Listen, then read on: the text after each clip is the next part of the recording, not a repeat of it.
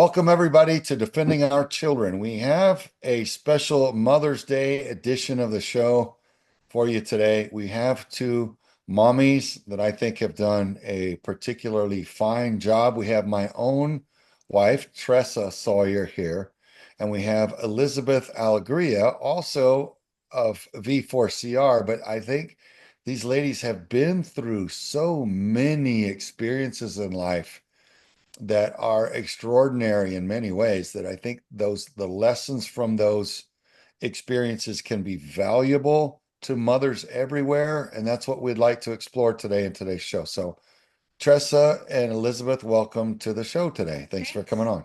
Thank you. Welcome. Hey. All right. So I wanna I wanna open it by saying, this is a kind of a chat where we're just going to have an organic discussion and talk about what we learn in life. And this is about you two ladies, what you've learned. And one of the things I've seen in my own life is that challenges in life aren't always against us. In fact, if we learn to really perceive what they are, they're not against us at all, but they're for our long-term development and for our overall good. And it's hard to perceive that at first until you learn to look at it that way. So maybe if we can all put our caps on and our educational learning mode caps on and talk about some of these experiences, we can see the lessons in it and the value in it. How about you? So, with that in mind, which of you has something that you'd like to share first and go, you know what, here's something that started off to feel pretty bad, like why me? And then it started turning into an opportunity and then a lesson. Is there anything, or is that too heavy of an opening? You can open it however you want, but I mean, it's kind of heavy, but we can go wherever you want. It's fine with me. Yeah. What do you think, Tress? Yeah. I mean, I think to start it, I've met your mom and you've met mine. So I know that you and I both come from families where we had good moms, solid mothers that raised us with skills beyond anything that we really appreciated until we had our own kids, right? And I don't know what your birth order is, but I'm the youngest of four. And so I kind of got to watch how my mom parented my siblings that were much older than me.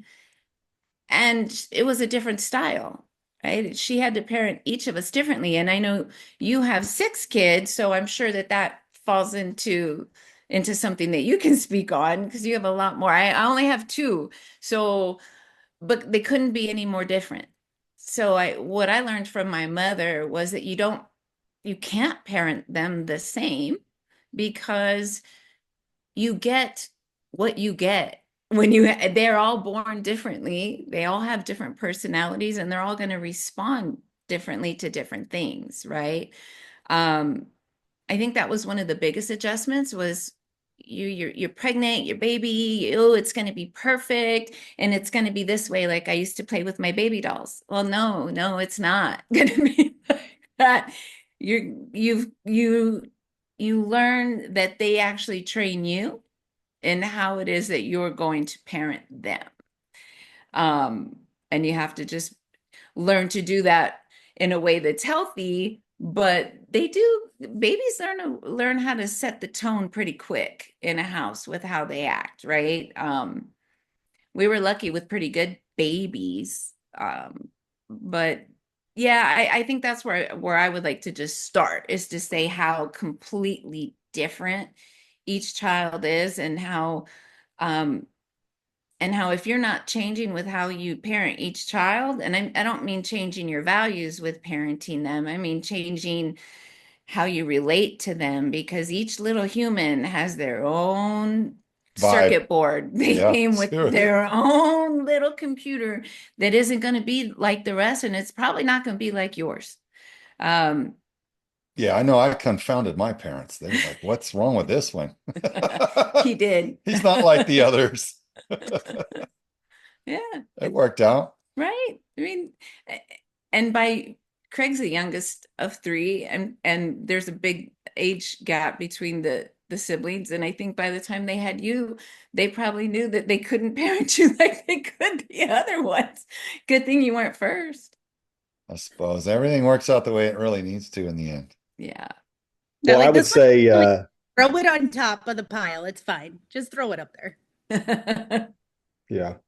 Well, I would say, as you know, I was the youngest of three till my mom remarried, and then she had two more after me. So I had a window, and I noticed that each child, from a kid's perspective, were treated differently. And I always felt like I paid for the sins of my older sisters. You may have Maybe. to some degree. I'd love to ask your mom that question, or if it really was you, it'd be super insightful. Well, I might not like the answer. Well, I could tell you from a man's perspective, from my mother, there was always that warm, loving presence that a man just really can't do. If I had to raise our children by ourselves, I would do my very best. And I have a lot of passion and a lot of love to give, but I cannot nurture no matter how hard I'm trying. Again, I think I do a great job, but I can't be Tressa. I can't be that soft lap that they need when they fall down and skin their knee. Boy, they'll high five you in the face if you're the daddy to get to mommy, because it's mommy that needs to kiss my bobo and make it better. Daddy can't do that. It's a different dynamic, right? But then yeah, so the masculine and the feminine have their divine order and roles, and it's beautiful once you comprehend it and you accept it and you navigate that way. Man, it's fantastic.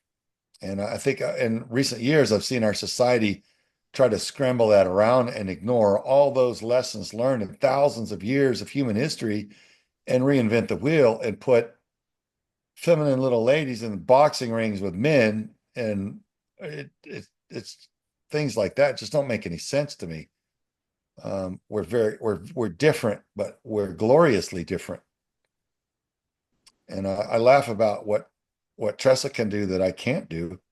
We got about 2 minutes to a break. I'll just share this real quick, then I'll shut up. I was coming in from somewhere, probably 12 years ago now, maybe longer. And Tressa was sitting at her computer and she was rattling away. She types very fast, so it sounds like just nonstop machine gun fire.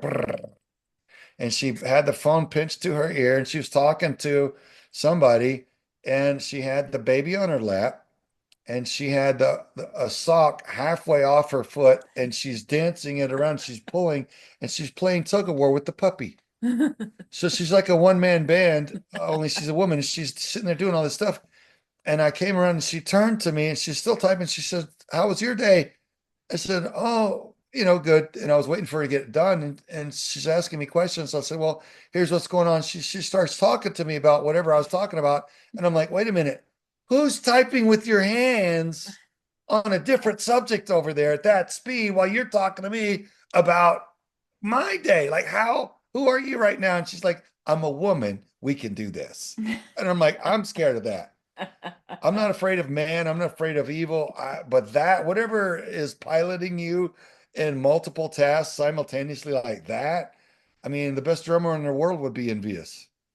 Superpowers. So, I mean, there's stuff that we have, that women have, that men, it confounds us, but we should celebrate it and honor it. And I think that's my contribution. Before we cut to the break here, I want to throw that out there and have everybody ponder that over this commercial break and go, wow, women can do stuff besides just make babies that men can't do.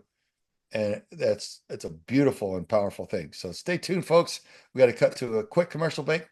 We will be right back with Tressa and Elizabeth.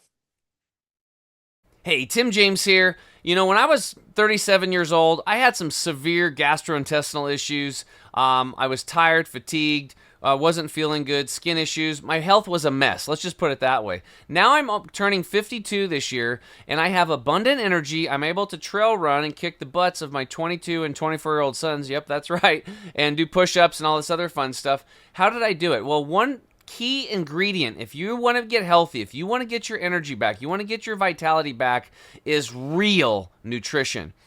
Our soils have been so over-farmed, 85% of the nutrition is gone today, and then the rest is processed out through these processing plants. So what we have created is a formula called Green 85 juice formula. You can take 1 scoop in the morning, and we suggest you do another one in the afternoon about a half an hour before dinner, and you will revitalize your health. You will get your health back. You will cut your hunger cravings, and you're going to actually cut your grocery bill in half. This product will literally pay for itself because you cannot eat as much food because your cells are now getting the nutrition they need. Go to chemicalfreebody.com/DOC. That's chemicalfreebody.com/DOC. Get Green 85 today and energize your life and your health so that you can feel as good as I do and Craig does and Forrest. We'll talk to you soon. Thanks so much. Welcome back, everyone, to Defending Our Children. And I want to open this episode and this segment by inviting you to buy our Rescue Roast coffee. Why? Because it's awesome and because it funds our mission for children. We arrest child predators with 100% conviction rate. We put them in prison where they can harm children no more. And our Rescue Roast coffee is not only awesome, but it funds our operations to spare children from unspeakable harm. So thank you for going to V4CR.org and ordering some. We have it on a reoccurring monthly order. I get 2 bags of it a month, and I drink it all, probably a little bit more. So thank you for that. So next, And Forrest, it's super delicious. it is good, man. It is, and we get compliments on it all the time. There's a knack to roasting coffee, and you have to have it down or it'll taste burnt. And these people have it. Our roasters have it down. So, Forrest, you had a question in mind that you'd like to tee up, so I want to let you fire away. All right. Ever since I hit about 50 years old, 55 years old, I think that I've been in a reflection mode looking back on my life. And so I've asked myself this question, but I want to pose it. And we'll start with Elizabeth and then Tressa. But, Elizabeth, if you could time travel back to before you had kids, what advice or what do you wish you would have known, or what could you tell yourself that you would have an advantage in being a mother today? If I could go back and I could do the pre-mom, I was a mom at 17. If I could go back and talk to that pre-mom as a kid, I would just tell myself, like, you're gonna screw up and it's okay. Like, this isn't gonna be easy. There are gonna be times that they're gonna cry, and it's okay to put them in their bed and walk out and not feel like a bad mom, not feel like you're screwing it up. It's okay to be frustrated with your child and honestly think at moments that they're retarded. Like, it's okay to think that way, because sometimes I look at them and I'm all, my poor parents, like, I don't know how they didn't suffocate us. And just knowing that that's okay to feel like that, and that doesn't make you a bad person, that doesn't make you a bad mom. And I would go back and tell myself that learn to connect with your kid earlier. Like, if I would have figured that out sooner, I mean, I have great relationships with my kids. My oldest son still talks to me all the time, like includes me in his life, his job. When he needs advice, he calls, or just to be like, hey, I haven't talked to you. But I would go back and learn to connect with him better at an earlier age, because I implemented what my parents taught me. Like, I had a great mom. I had great parents in general, but there wasn't really that, like, get to know you for you at a younger age. Like, I didn't learn to meet them where they were until I saw my son, like, really hit that middle school age and change in a little bit. And I didn't feel like I had that same connection, and I had to figure out to learn what he liked, learn about it, ask him questions about it, and then the rest will come. Like, if I could have known that sooner, I would have, like, that was a struggle for me to learn, and I would have been able to apply it sooner. And just, I would tell myself, the little things don't matter. You're so worried about, like, the dishes being done, the laundry being done. You don't have time for this. You're always so stressed out. Like, I was always so stressed out, and it doesn't matter. Like, those things will always be there. Your kids aren't. It goes by so fast. So cherish those moments. Like, I look at Tyler all the time, and I've told him so many times, like, I'm sorry for the mom you got, kid. Like, I'm sorry. Like, I was a kid raising a kid. You legitimately got the worst mom. You taught me how to be a parent, but at the same time, like, that's the kid that changed my life. Like, literally the path I could have gone down, and I know I could have gone down. Like, that kid saved my life. Like, he changed it, and just there was just so much love for this kid. And if I could go back and not be so busy, if I could just really be able to sit in the moment and not be stressed out about the laundry, not be stressed out about dinner, and just cherish all of those moments. Because I look at my youngest son, Connor, there's 14 years difference between the two. And I look at my oldest and I'm like, when did we get there? Like, I feel now like I missed so much, and I was so busy trying to grow up and think like I got to do this, this, and this. Like, I would go back and just be like, slow it down, relax, enjoy it. This really won't be here forever. And I've learned now that the chaos is awesome. It's super entertaining for me. Where then I used to get a little stressed out where I'm like, oh my gosh, I love this. And Craig and Tressa, you guys have been around my family, so you know the chaos.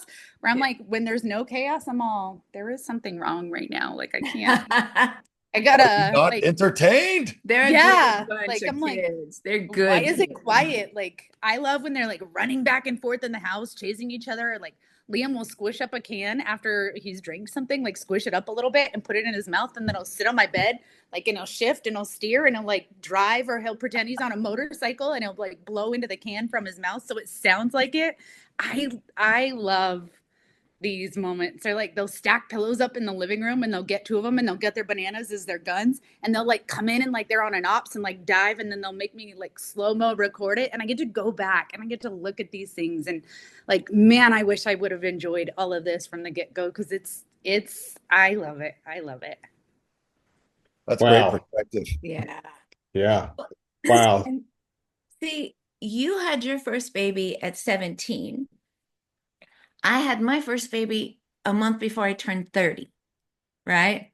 So funny enough, the struggles are the same, right? Except I had more years to get more stubborn and set in my ways, so that my expectations were already unrealistic, because I'm almost 30. Of course, I'm going to have the perfect baby. Of course, I'm going to have the perfect delivery. Of course, I am. That's how I've designed my life, that way. No, no, you're not. And my advice would be, hey, listen, it's not going to be at all like you thought it was. It's not going to be anything that you planned, because you have to raise and celebrate the child that God gives you, right? We talked about that before. You're going to be given a gift, and you need to take care of that gift, right? That's your special gift from God. So, with Aspen, with our first baby, I didn't go anywhere. Craig was active duty, and we were living in Virginia. Then we moved to New Jersey, and he wasn't traveling so much. It was home more, but we were isolated, right? I didn't have my family there, and I didn't know anybody in New Jersey. It took a while. So it was literally Aspen and me all the time, everywhere, right? We had a babysitter occasionally. I had an acquaintance who had a daughter that would babysit, but I didn't trust anybody with our child. So I think I would have, not even I think, I would tell myself, hey, listen, it's okay to find somebody trusted to watch your baby, so that you and your husband can have time, right? Because of my background with an abusive background, that was at a babysitter's house, I was deathly afraid to put our children in any type of daycare or have anybody watch our children. And what I wish I would have learned was, no matter how many precautions you take, if it can happen anywhere with trusted family, it can happen, like that pretend safety net that I had in my mind, that I created, is false. It was a false belief that my kids would be unscathed if I stayed home, because that it just didn't happen that way. And I did everything I could to make it so, and it didn't Well, it did for many years for a until while. she got out a little bit. And but don't beat yourself up too much, because I mean that blanket of security you provided in her early years um, is priceless, and it's irreplaceable. So, Well, you know, thanks. life bit our daughter a couple times later on, but you know, in those first few years when mommy stayed home, you sacrificed a lot to make sure she was good to go. And man, I celebrate that. That's a powerful love there. Stay tuned, folks. We're only just now getting started with Tressa and Elizabeth. We'll be right back. Every day in America, children are trafficked for sex. In schools, shopping malls, truck stops, clubs, and bars. Think it can't happen in your neighborhood? Think again. If you suspect a child is being trafficked for sex, call the National Human Trafficking Resource Center 24-hour hotline at 1-888-373-888. Welcome back to Defending Our Children. And we were just laughing at the break, trying to get our nerves settled to come back on to the show. We're having such a great time with Tressa Sawyer and Elizabeth Alegria. And I wanted to ask you, ladies, your first child, you're up to about 9 months, right before and right after. I'm sure being a fresh experience, a new experience, being a new mom, I'm sure there were a lot of emotions, a lot of fears, a lot of joy, all of the above. Elizabeth, we're going to let you start. Why don't you share with us what that was like? Because you were 17 years old. You were young. Yeah. Yeah. So for me, okay, I'm knocked up. What do I do next? I learned about this program called TOPS Teen Outreach Pregnancy Services. Super great, because I'd gone to my very first class about, you know, what you're going to expect, blah, blah, blah. And it was an adult class, and just people looked at me in disgust. Like, it was such an uncomfortable feeling. And I was like, oh gosh, this is what this is going to be like. And I get it, whatever. Like, but I'm still making the decision to have the baby. I didn't abort this baby. Like, even if I wasn't keeping this baby, I still made a pro-life decision. Like, I'm still being responsible. I'm coming to a class, so keep your looks to yourself. Or at least that's how I felt. So then I went the teen outreach pregnancy one offered some classes, and I went to there and I learned all of this stuff that I was like, what is going to be happening to my body? Like, what? Like, I don't want to know. Like, ew, like, so gross. I wanted 0 kids, mind you. So I was like, I was out. I was like, no, I don't. Who does this to themselves? Who wants this voluntarily? But then learned a ton. Like I said, it grossed me out. I was like, I'm good. Like, I'll hunt a deer, but I'm not interested in what comes out with a baby. I'm good. Like, wipe ET off first, get that taken care of. So, but with my first with my first one, I did make it. I made it to 38 weeks. He was 8'7", 22.5 inches. And they were like, no, he's going to be like 6 pounds. You're tiny. It'll be fine. 3 days later, from the time my water broke, I had this just amazing little human. Like, and what love really felt like was so overwhelming for me. Like, I was so in love. It was just such a different moment. But then, man, bringing him home, and like, me and my ex-husband, we weren't married at the time or anything. So, and I definitely wasn't going to ask my mom to help. Like, no, I got this. I'm going to do it myself. Like, I got this. So just, man, sleepless nights, nursing, like, being raw, being swollen, being sore. And I'm like, I went from being super in shape. Like, I had a 6-pack. I worked out hard. I played football. I had nothing but brothers. Like, I knew how to weld. Like, I did stuff outside, put in a septic tank. And now I got, like, all this girl stuff sucks. I was like, the baby part was awesome, but then the restless nights of no sleep and just looking like, I mean, I already looked like a hot mess anyway, but even more, and exhausted. And I'm like, I don't even want to work out. I don't even want to, like, I don't want to nothing. I just want to lay here and just have him lay on me, and we're great. But trying to figure out life in that point, it was an experience. What about you, Tressa? Yeah, I didn't go to any of those classes, but I probably should have because I didn't really know what to expect either. I was the kid that I didn't like to babysit growing up. I didn't care for children. I didn't like kids. I liked animals, and I figured I'd like my own kids. But I didn't think I'd really have a lot of them, or I don't know. I just didn't know what to expect. And I was due Christmas Day. Craig had been deployed, and he rushed to get back for about 10 days, I think, over Christmas, because I was due Christmas Day. And New Year's Eve, we were at some friend's house, kind of almost laughing, crying about our tax write-off going out the window because I hadn't had the baby yet.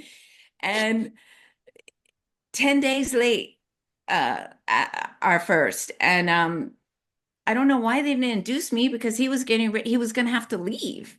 So I was getting really worried that I was going to be in a city without my family. No, my mom was across the country, and I was going to have a baby by myself. And so that I was having a lot of anxiety, right? That he's going to leave. And he was home still.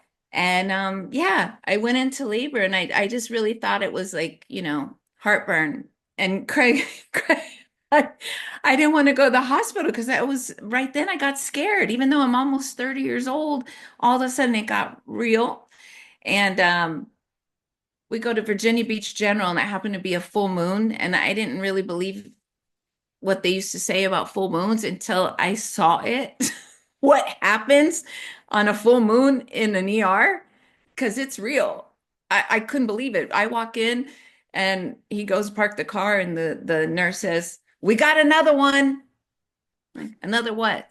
Another woman in labor, the full moon. Like, interesting.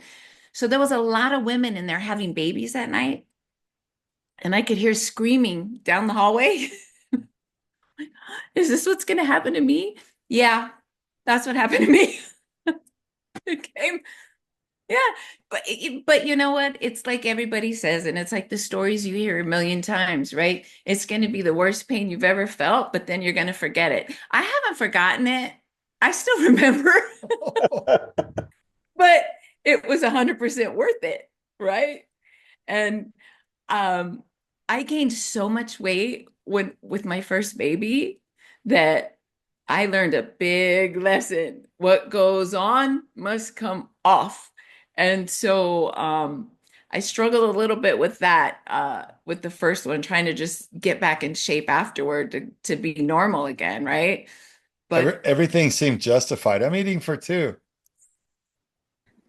Ben and Jerry's were my best friends. I got to know Ben and Jerry's really well, and I had always watched my weight. So I thought, well, just do this. It'll just come off. No. Second baby, I gained 30 pounds. And that was good. I learned after the first one, but what an experience, right? What an experience. It's scary. Your first one is scary, right? I was scared to death. Even though you're 17, I'm 30, I was still scared to death, right? And then you hear some women yelling down there, and I thought, can't you just bite on a piece of leather and be quiet? Because you're stressing me out. Don't they make drugs for that? For Pete's sake, somebody give her some drugs, something. Well, that's the thing. Where's the drug person, right? Because I guess they had like one person going around do it. And I looked at Craig, I grabbed him, and I said, here's the deal. Get my drug person. Go find the person who does the epidurals, because here's where I'm at, Craig. I should either be dead or passed out right now because the pain I'm feeling, why isn't God passing me out? Why am I passing out? Like, why can't I just pass out? Because it hurts so bad. And I learned, oh, well, because you're supposed to have the baby. That's why you don't get to pass out. So anyway, Craig went frantically searching for the epidural fairy, and he came back with the epidural fairy. Everything was great after that. I'm sure that I could just imagine Craig lurking through the hallways thinking, 2 weeks ago I was in a cave looking for some bad guys, and that was a lot more fun. Epidural fairy. Hey man, when your wife is bringing your babies into this world, there's nothing you won't do for them. Yeah. For You- sure. It was cool. Wow. Wild experience, man. The little one opened her little eyes and looked straight at me. Yeah. I'm Pretty like, neat. yeah, yeah, beautiful. Well, I will say this, that my first child was born and um, my son's mother was just about to get a C-section. They said, you got one more shot. And that did it. That pushed her over the, we were there probably 18 hours and that did it to her. When they said, we're going to cut you open, that did it for her. She was like, okay, we're getting this thing out. Wow. Did you have any C-sections, Elizabeth? Tyler should have been, but no. Okay. He actually got stuck and they had to have two doctors finish getting him out. They weren't expecting him to be that big. Oh, yeah, All because right. you're a Well, little. we got a lot more to cover. Stay tuned, everybody. We got to cut to a quick break, but stay tuned. We'll be right back. Hey, Tim James here, founder of ChemicalFreeBody.com, also the health coach for Craig Sawyer and Forrest Seeley. And I want to help working class people get their energy back and quit having all these health issues. Here's the problems. The average person is carrying around 6 to 12 pounds of impacted fecal material in your colon. This is not good. Number 2, we have terrible nutrition because the nutrition has been farmed out of our soils and processed out. Plus, processed foods are killing 4,300 people a day. We need good nutrition. Number 3, our gut microbiome's all jacked up from all these toxins and pesticides and stress. We have to balance that. We also have tremendous amounts of inflammation in the body, and we have an overload of toxins from heavy metals, radiation, and pollution. Craig and I and Forrest got together. We created what we call our Defending Our Health bundle. This is a bundle of our products over here at ChemicalFreeBody.com that will revolutionize your health. We've put them together. Green 85 is going to come in and supply you with all the nutrition you need. Our Gut Detox will take care of all that impacted garbage inside of you and keep it out. Toxin Detox will get the heavy metals, the radiation, and the pollution out. The Nano Silver, the Triple Action, will start balancing the gut microbiome, and the Turmeric 100 will start reducing inflammation in the body. You put it all together, and working class people can now get their energy back and their health back and start to heal themselves. We need you to be healthy so that you can fight for freedom and fight for these kids. Go to chemicalfreebody.com/DOC and check out the Defending Our Health bundle and all of the other wonderful products that we offer, and we look forward to helping you have the best life ever. Welcome back, everyone, to Defending Our Children. We're on with Tressa and Elizabeth talking about motherhood. And did one of you have a story to share with everybody about nurturing and comforting your little ones when they may need it? And daddy may not be the right person for that task. Well, I'll go first. Talking about nurturing. So there are a couple instances I can think of with each of our children. The first one is with our oldest daughter, Aspen. She decided at like 13, maybe 12, that she was going to be in pageants, just all of a sudden. And she does that, by the way. Yeah. She comes up with things that she means to do, and she makes them happen. She makes them happen. Yeah. So she made it happen, and she won the first pageant she did. She won Tucson Teen Cinderella, and we thought, oh, okay, so cool. She won this and won it kind of easy. So I thought, well, she must have what it takes. I guess it's going to be easy. I don't know anything about pageants. Never been exposed to it at all. So fast forward, she's training, doing all of this stuff, and there was a big pageant they were going to have in Laughlin, Nevada, and it was big. There were girls coming in from all over the country. It was a championship because she had won in Tucson. Yeah, so all of the girls that won from their own states were coming in, and had I known what I know now, then I would have seen what we were in the middle of was really different than what I thought. And with that, I mean, with who was showing up to watch these girls in a pageant, there were entirely too many single men at this place to watch girls. But that's a different story, right? I watched my daughter for a week meet with the other contestants and spend time with them. And I knew that all she wanted was to win, right? And we're pumping her up. My mom, my sister were there. Craig was traveling, and we spend a week. There's a lot going on. I'm trying to really encourage her, but I'm seeing what's going on behind the scenes. I'm seeing that it's really about the mothers, right? It's about the mommies wearing I'm so and so's mommy and all this stuff. And I sat Aspen down and I said, I didn't know to make shirts like that before we came. Do you feel bad that I'm not wearing Aspen's mommy, all over? This isn't our hometown. I can't go buy that, right? No, mom, you're here. That I don't need that. Great. They have their performance. She doesn't win. And I just thought, oh man, this is going to be horrible. I don't know how I'm going to be able to get her through this, right? It's going to be the end of the world. This isn't the typical story because that girl came out of the dressing room, pulled me aside, and she said, Mom, I don't ever want to do another pageant. And I said, is it because you didn't win? Like you it doesn't matter. You're still a winner, with us. And why don't you want to do it anymore? I'm thinking, thank gosh, because I don't like them, right? I don't like it. I didn't like the vibe. And she said, no, Mom, you know why?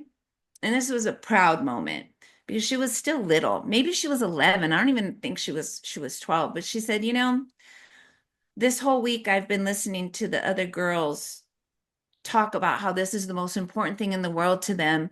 And she says, I just saw two of them have complete meltdowns in the bathroom and cry and kick and scream and yell at their mothers. And she says, I don't want to be a part of that. This isn't who Aspen is. She says, I don't ever want to do it again. I know if I want to, I can, but I don't want to be like those little girls. And I thought, okay, this isn't what I was expecting. I was expecting a total meltdown and a huge disappointment. And I got the complete opposite. You're right, Mom. This kicks. I don't like it. These little girls are, it was mothers living vicariously, right? So getting her through that, I thought was going to be one of the biggest things. I got off easy, I guess. That's just one of the disappointments I thought was going to happen. But there wasn't anything major with either child, like that that just brought us all down, right? So, I can tell you one instance where Tressa really went and fired up a teacher. So Caden was this big, gregarious, outgoing, shining light of a child. And in kindergarten or first grade, the teachers and the students would run to the curbside, Caden, when we would drop him off in the morning at school. I'm like, man, our kids, they love him. And then one year, and I was deploying a lot overseas, and I'd come home and fourth grade. I said, Tressa, Caden's withdrawn. Have you noticed? She says, yeah. I don't know what to make of that. And he says, everything's fine. Anyway, long story short, we started getting involved in his school to find out what was going on. Because he wasn't hanging out anywhere but home and school. So we're like, something's happening at school. We inserted ourselves there, and Tressa went and we sat in on whatever parents are allowed to go on field trips and all that. One of the other teachers kind of let Tressa know, hey, this teacher, this male teacher that your son has is predatory, and he picks one child a year and demoralizes them, targets them. Mm-hmm. And so we inserted ourselves into that situation. And Tressa, I think I was overseas at the time. She ended up going in there and telling this teacher off, man. And Caden said that we could all hear you out there, Mommy, going off on the teacher and letting him know, he wasn't going to be doing that anymore. And yeah. So Tressa's Irish and Cherokee, and that mama bear spirit rises up strong in her when it needs to. She's defensive of her precious little ones. And she told me what she did and said to that guy. And essentially she had him backed against the wall, and she was pretty much yelling in his face. I should have been arrested at the school. If he ever laid a hand on our child, or treated him like that again, it was going to be over. And so, you know, we went and met with the principal and let the principal know you've got a teacher that's a predator. And the principal didn't want to let the guy go. He's tenured and he's, you know, blah, blah. We're like, no, this guy's out of there. So he pulled our child out of that guy's class, inserted Caden into a nicer lady teacher's class for the rest of that year, and assured us that the problematic teacher would be relieved at the end of the school year, which is in just a couple more weeks at the time.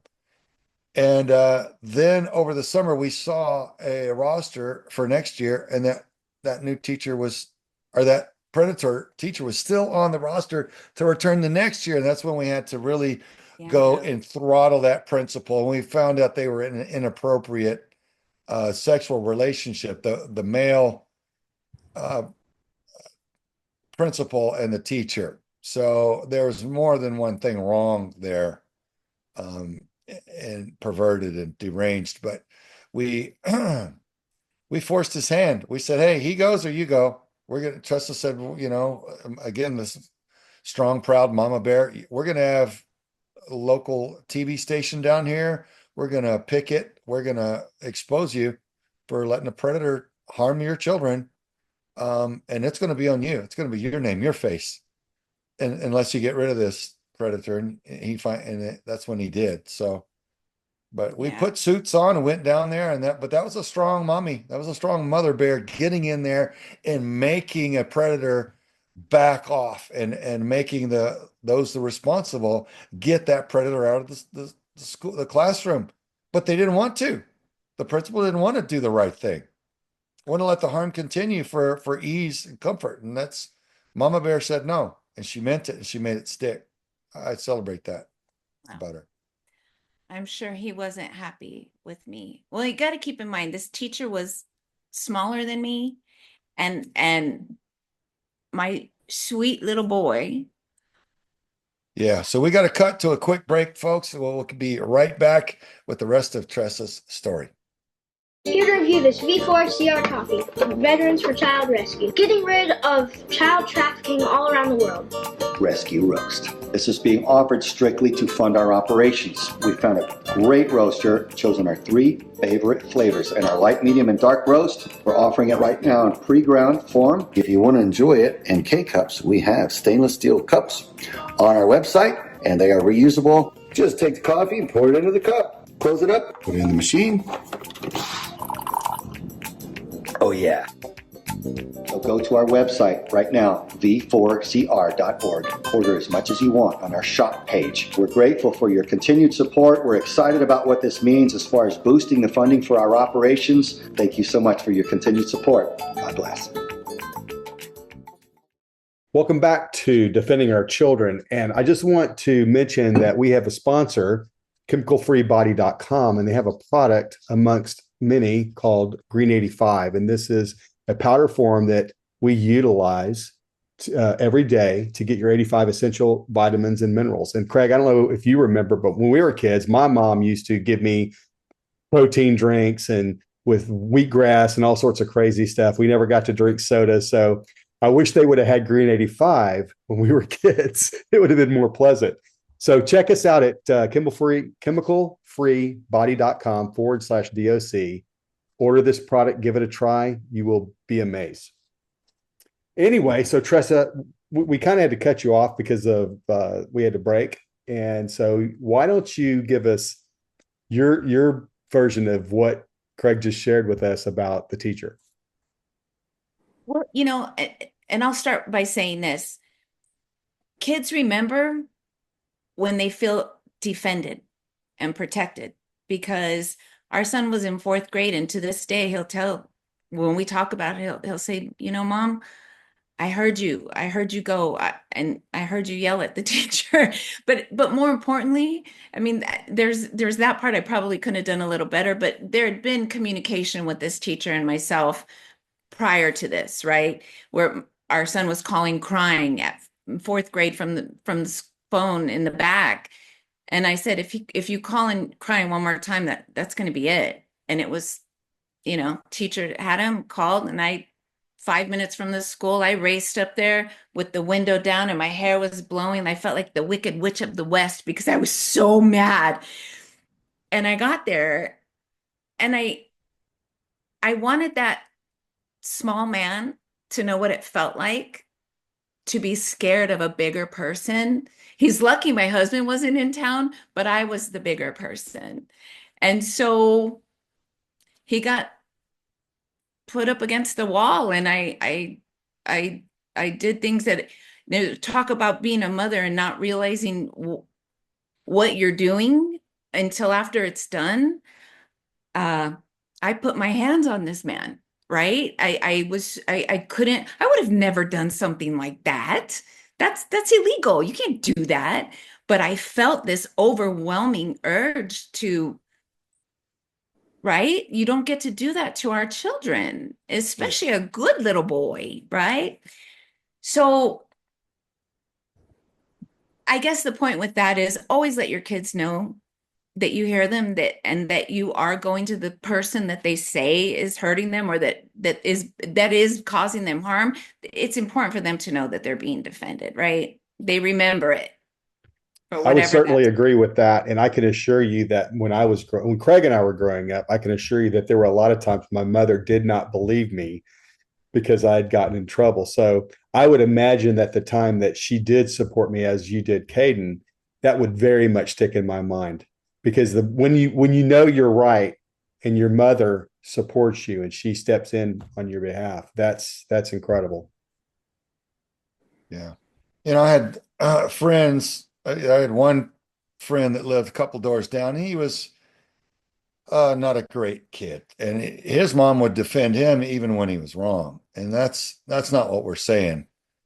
With our kids, we would check and try to understand the situation accurately first. But when your child does need to know that you love them and that you will defend them especially from adults that are predators. And our children always have known that if they were in the wrong, we weren't going to condone that. And but in a case where your child is being preyed upon, man, that mama bear spirit is a beautiful thing. To stand up and say, not my kid, no more. Indeed. So. Well, Elizabeth, it's you're up on deck. So let's hear what say you about the same topic. So I'm not gonna lie, like I am very different in the nurturing area, growing up with only brothers and doing guy stuff. Like, I'm sorry if you fell, unless you're bleeding to death or there is an appendage hanging off, like I don't want to hear you crying. Like, get up, you're fine. Like, rub some dirt in it. Like, I can't, like, go take care of this. Don't bleed on my carpet. If you're gonna throw up, have a bowl. Like, I have no issues rubbing your back, like loving you after, but like be neat about this. That's some of my OCD, and I've always been that way. Like, no, you fell, you're fine. Like, unless you're dying, you're fine. Like, you'll be fine. So I'm definitely like that in that area. I'm not the like, oh, are you okay? Like, I'm not gonna lie, and if it was funny, I'm gonna laugh at them when it happened. I've definitely done that too, and they do it to me, so it works out, and I'm super clumsy. So yeah. I didn't really God blessed me for being so young and retarded and dumb and learning, like, with just amazing, phenomenal kids. Like, we never really had anything like bad that I had to be like, nah, I got like, but they knew that as well. Like, I'm not like, if there was a kid that would come play at my house that even like acted semi like a bully, I'm like, you got to go. You can't be here. Like, I don't tolerate this. Even if it wasn't to my kid. Like, there was a kid that came up and played, Tyler and some other friends, and a kid that hadn't really been at my house before and came up and played and shoved one of his friend's sisters, who was also at the house playing with my other kids, off the swing because he wanted to swing. I hauled my butt out there. I was like, get your ass off that swing. You're going to give it back to her. She was there first, and we don't do that here. Like, that is unacceptable. You will apologize, and if you can't, you can go home, and I have no issues having a discussion with your mother. Like, I was that type of parent, but they could also, like, kids used to be at my house all the time. Like, they can also come over. They know they can hang out, talk to me about whatever, like, because you need that they need that outlet, and most parents weren't like that, or home, like had to work, and I had the privilege of staying home, like, and being home with my kids. So like, just have respect, and all of them respected that. Like, even that one kid wound up coming back later and still hanging out and being respectful. It was something entirely different. Like, kids crave that. So I never really had to, like, my kids knew I would defend them. They knew, you know, if they were really sad about something, like, yeah, I'll nurture you. I didn't, unless it's my girls crying on a movie, that I can't, I can't do that. Like, if they're gonna cry during the movie, like, you got to go watch it with somebody else, or I'm gonna go to my room. Like, I can't handle all of this emotion. Like, I can't. Like, I can't. I wasn't like that. My mom always wanted a girl like that, and then I got that, and I was all, oh my gosh. So you find that annoying? You don't cry with them. You just find it annoying. I don't even find it annoying. I just can't. I don't. Go take care of all this somewhere. So like, when old Yeller dies, you're like, okay, we'll get a new dog. Rub dirt on the dog, kick dirt over him, and buy a new one. Where I'm like, life happens. She's harsh, man. That's a ranch woman right there. I mean, life, like, everything, there's a cycle. Everything dies. Like, okay, Circle of life, son. yeah, like, cycle of life. Like, plants die, animals die, people die. Like, life happens. You'll be fine. I didn't take after Tressa in that area. I'm not the, oh, it's okay. Like I was the type that, even when my grandmother passed away, like, I didn't cry at all while we were in the hospital for that 3 weeks, when they chose to finally take her off of life support. Like, everybody else is in there, like, crying, and I just don't. And my family was like, do you have a black heart? What is wrong with you? But I was just that, like, I do that in private. Like, I didn't, like, so I'm not good when my girls are just dumping emotion over a dog's purpose. Like, I can't deal with that. So, but well, grandma's dead. Let's have lunch.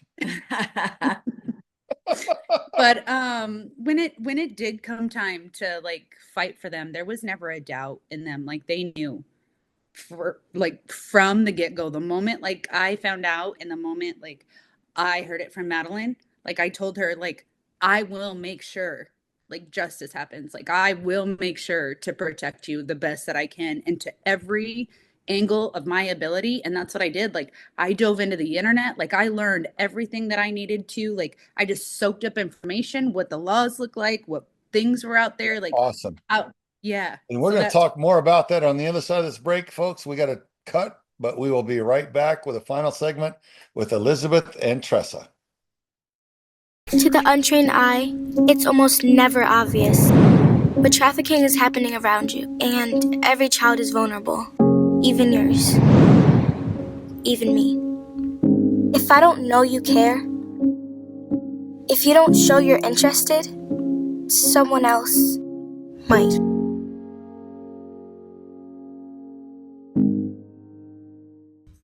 Welcome back, everyone, to Defending Our Children. This is our final segment today with Tressa and Elizabeth. And I thought it might be nice, since you ladies both have really good quality mothers of your own, to maybe share a couple of observations or lessons that you've learned from them. Because I've been blessed to meet and know both of those ladies, and they're good people. And I think there's no doubt there's lessons you guys have learned and observed of them that other people might benefit from as well. So anybody like to speak to that?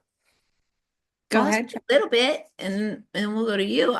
My mom is 89 years old and is my best friend. I talk to her every day, several times a day. I see her several times a week. She lives 5 minutes from me. It wasn't always that way. Like, we weren't always super, super close, but after I had kids, we became close. She just got smarter after I had kids, right? All of a sudden, everything she said, that's right. Being the youngest of 4 and 10 years, almost 11 years from the oldest sister to myself, what I learned about being a mother from my mom was really just having unconditional love and a presence that was always there. she had 4 kids, worked a full-time job, and we were all involved in sports, more than one sport. Usually all of us had at least two. Her and my pops, my stepdad, were at every game. They never missed a game, ever. Even the scrimmages, right? Where some of the parents don't show up for the scrimmages. I would look up and I would see my parents, even the days that I didn't think I really wanted them to go, because, sometimes they'd show up looking all goofy with their outfits on, ready to go dancing that night. And they'd come to the games, in their matching outfits. And at the time, I was a little embarrassed that they were dance instructors, right? So you can imagine the outfits were kind of loud. And, but as an adult, I got to tell you, I looked forward to knowing they were there, and all of my friends to say, hey, look, your parents are here. The ones that are dressed in the matching red over there. It started to become this funny thing, because my parents would come to my games on Friday and then they'd go dancing. So everybody learned to expect the loud couple that would come to watch their daughter cheer. And I learned that putting the time in and letting me know, making me know that I was important enough for them to go there first. Now now I'm older, I know that they wanted to just go out and go dancing. It probably was an inconvenience to come to the school, but there they were. So that's one of the biggest things, is be committed, right? Show up, be there. It matters. Matters. I can back her up on that. In my life, my parents were that way for me, and man, in your adulthood, you realize how much it takes to be there that much for your kids. It's a sacrifice, and it meant a ton to me. So just wanted to insert that there as well. I can say I've met your mom, and I'm sure she never felt like you or it was an inconvenience. I can say, like, I've only missed probably maybe 3 games, and not by choice, from the time Tyler was in school to even Connor now. Like, I'm on my last elementary school kid. I'm so excited. But like, I've only missed 3 games ever, and they've all been in stuff and multiple stuff. And I just remember, like, I loved the parents that showed up and did that. And I do it. And there's never a time that I feel like, I gotta, like, this is inconvenient. I gotta go do this so then I can go do this. So I'm sure your mom, I've met her. I'm sure she enjoys it just as much as I do. But Probably so still come to a game. yeah. So for me, man, my mom, I'm like Tressa. Like, our relationship is way better now than it was growing up.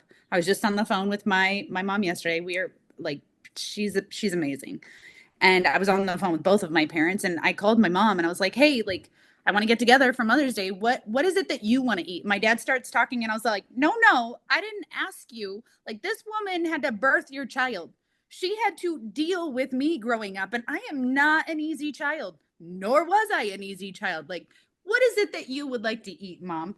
And then my mom is very cheap. She's not even just frugal. I'll be honest. Like, my mom is cheap, which is fine. It's her. I'm okay with it. Like, so she was trying to think of something cheap. I was like, Mom, that's not what I asked you. I said, I do hold a job. I am supporting my kids. I'm paying my own bills. And no, I think you deserve a really great meal. And she wanted lobster tail. I was like, done. And she's like, no, that's too expensive. I'm pretty sure I make my own money. And you, again, had to birth me and deal with me growing up. And I was not easy. So I think that deserves that. I mean, she taught me a lot about grace. A lot about grace. Because again, I was not an easy child. Like, I was a lot bouncing off the walls all the time. Like, literally, my parents would be like, go run around the house if you can't sleep. Like, do something. And literally, like, I that's what I started doing at night. Like, I couldn't sleep, so I'd run around the house. And my dad came out one night, and my mom was like, Ron, you told her, like, to go run around the house to get off some energy. Like, let her be. And he goes out and he's like, what are you doing? And I was like, you told me to run. And he couldn't say anything. And he went back in, and like, my mom fought the battles for me to be able to be in football, because my dad was like, no, there are boys on that team. You're not doing that. And I was all, number one, they don't have a girl team. And number two, no, I'm not interested in playing flag. Like, I have brothers. Who does that? Like, no. And then I wanted to be a cheerleader after. And my dad was like, no, you're not doing that either. You're not putting that on. You're not like going to cheer for boys at a basketball game. And my mom was like, Ron, like, but like she fought those battles for me. And she is an amazing woman. And I think the biggest thing I've learned from her is grace and how to have that with my children. That's a great point, Craig.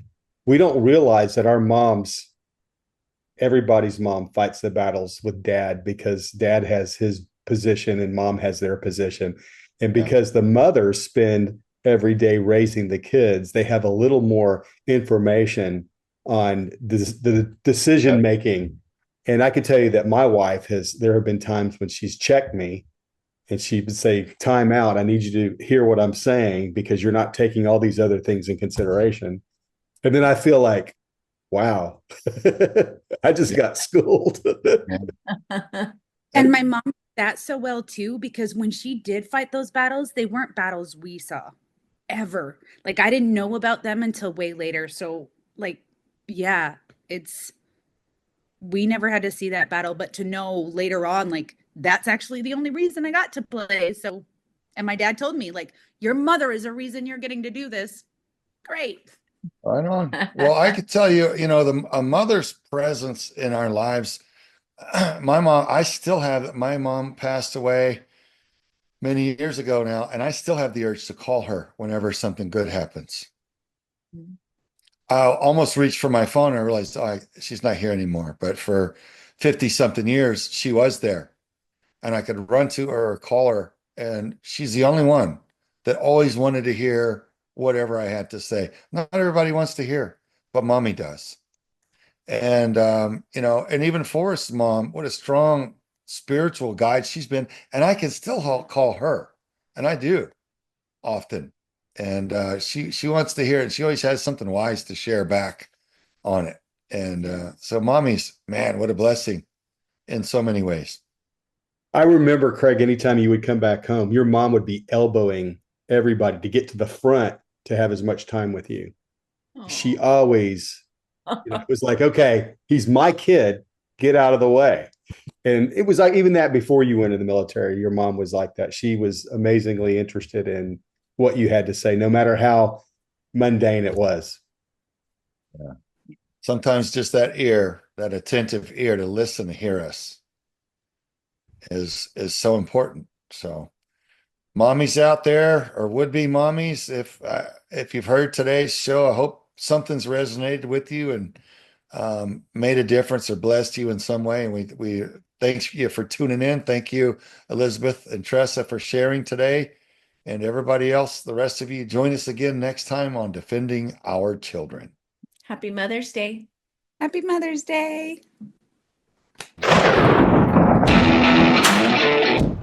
We hope you've enjoyed listening to Defending Our Children, the show that empowers the people with the information you need to know. Learn more on how to get involved and make a difference at vets4childrescue.org, because the children are worthy.